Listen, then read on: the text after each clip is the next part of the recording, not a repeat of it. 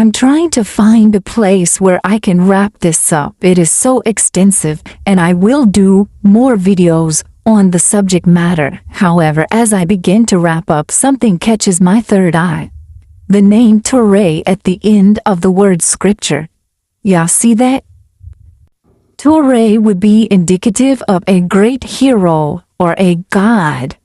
And who do you know? Who comes to mind when you hear the god of lightning, the god of thunder? Well, some of us will think of Thor, right? But I also thought of Kwame Ture, the Trinidadian American who played a major role in the civil rights movement and the Pan-African movement. However, most importantly here is another Anunnaki that from heaven came to earth, played a very major role.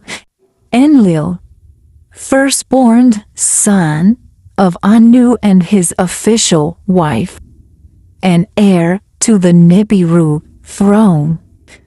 On Earth, Enlil built the first naval command center on Earth, also issued commands over the people, like 10 Commandments. He was also known as the god of storms, lightning, and thunder.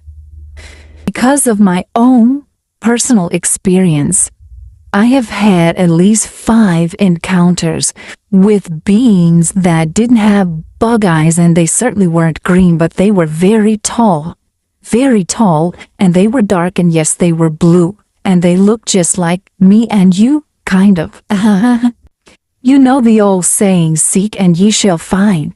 Well, I certainly did find a wealth of documentation, of books, of videos, of lectures that was like morsels to me, leading me to arrive at some conclusion in regards to not only a kingdom from heaven that came to earth, but also the giants that were in the earth.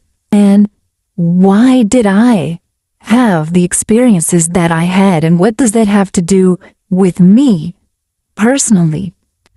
Well, I found that Zechariah Stitcham's books, and I've read all of them more than once or even twice. I just found them to be a little bit more comprehensive with it, and he provided a wealth of references which I would later use to do the work. You know, you can't just believe everything that everybody says. You got to do the work. And so I did the work, and I have arrived at the place now where I see how it's all connected.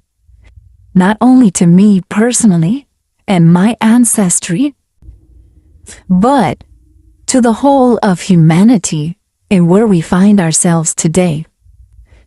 Thank you so much. If you stay to the end, please come back, hit the notification bell for updates and new posts, and subscribe if you haven't already to Eris L. Negest. Goa.